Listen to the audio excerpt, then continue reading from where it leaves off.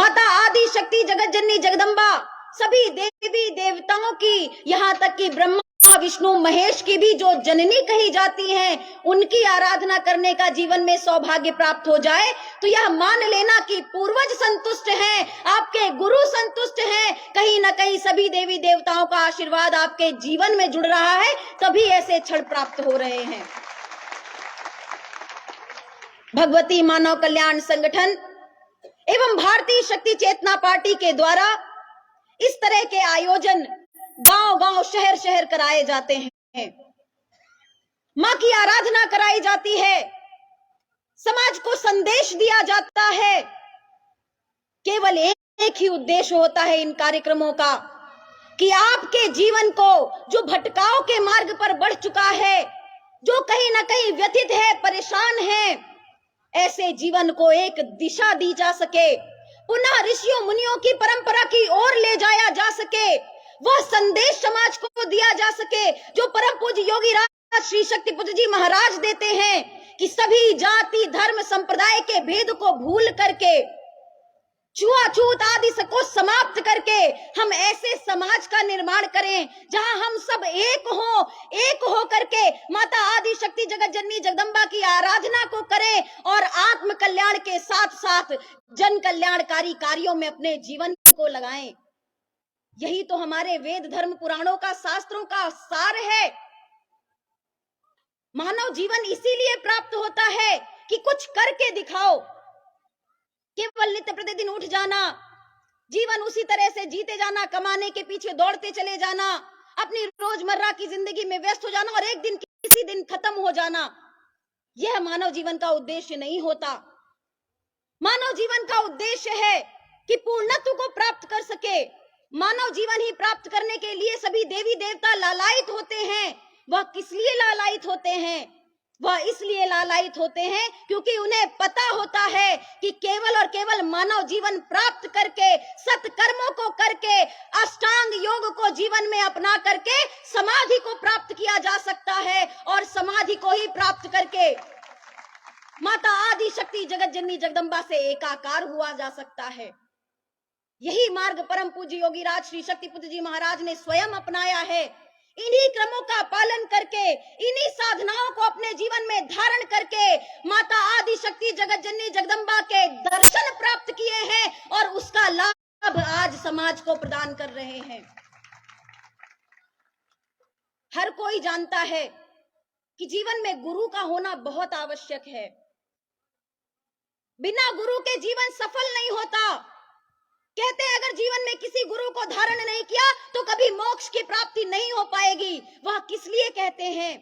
वह इसलिए कहते हैं क्योंकि यदि आप बिना गुरु के मार्गदर्शन के आगे बढ़ोगे तो कभी सफलता प्राप्त नहीं कर पाओगे, कभी वास्तविक ज्ञान प्राप्त नहीं कर पाओगे। एक बालक भी, विद्यार्थी भी जब पढ़ने के लिए जाता है तो उसे एक गुरु, शिक्षक, मार्गदर्शक की आवश्यकता पड़ती है, क्योंकि हजारों पुस्तकें हैं सामने। उस बालक को नहीं पता कि मैं कौन सी पुस्तक उठाऊं, कौन सा पहला अध्याय पढूं।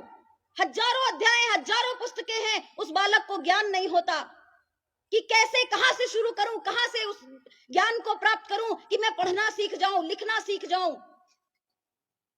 फिर अध्यापक उसे बताता है कि बेटा पहले चरण को पढ़ो, पहले काखा गाघा लिखना, सुनना, सीखना, बोलना सीखो, तभी अक्षरों को जोड़ करके शब्द पढ़ पाओगे, शब्दों को जोड़ करके तब एक लाइन पढ़ पाओगे, लाइन को पढ़ोगे उसके बाद उसका अर्थ समझ पाओगे, तभी तुम्हें वास्तव में पुस्तकों का ज्ञान हो पाएगा। उसी प्रकार जब मानव जीवन यह सोचता है कि हमें किसी गुरु की आवश्यकता नहीं, बढ़ जाएंगे अपने रास्ते पर और ढूंढ लेंगे,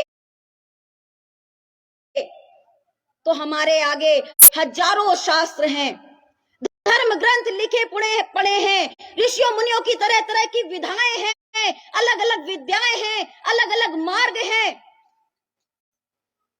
तब गुरु की आवश्यकता पड़ती है। तो गुरु सबसे पहले वह ज्ञान देता है कि पहले पहली सीढ़ी पर तो चढ़ना सीखो, पहले पहला अध्याय तो पूरा करो, तब तो कहीं ना कहीं धर्म अध्यात्म की पूर्ण सीढ़ियों को प्राप्त कर पाओगे। इसीलिए गुरु की आवश्यकता होती है और हमारे जीवन का सौभाग्य है हमें परम पूज्य योगी राज श्री शक्ति पुत्र जी महाराज, जो स्वयं सच्चिदानंद अवतारी पुरुष हैं, वह एक गुरु के रूप में हमें और आपको प्राप्त हुए हैं। और गुरुवर ने यह ज्ञान दिया है कि भटको मत। लाभ प्राप्त करना चाहते हो, जीवन को धर्म कर्म में आगे बढ़ाना चाहते हो, तो परेशान होने की आवश्यकता नहीं। सबसे पहले पहली सीढ़ी चढ़ना सीखो, सबसे पहले पहला अध्याय पढ़ना सीखो। और सबसे पहला अध्याय गुरुवर ने बताया कि बाहर के मंदिरों में बाद में नमन करना, पहले अपने शरीर को, पहले अपने मन को, पहले अपने विचारों को मंदिर बना दो। जिस दिन तुमने अपने तन को, अपने घर को मंदिर बना दिया, उस दिन पूरा समाज मंदिर बनेगा और देवी देवताओं का आशीर्वाद भी तुम्हारे जीवन से जुड़ेगा। अब तन को मंदिर कैसे बनाया जाए, तो परम पूज्य गुरुदेव जी ने बताया कि सबसे पहले अपने आप के, अपने जीवन में आचार विचार व्यवहार पर नजर रखो। कैसा आहार करते हो, कैसा विचार करते हो, कैसा व्यवहार करते हो, इस पर अपनी नजर रखो। नशा मुक्त, मांसाहार मुक्त आहार लो।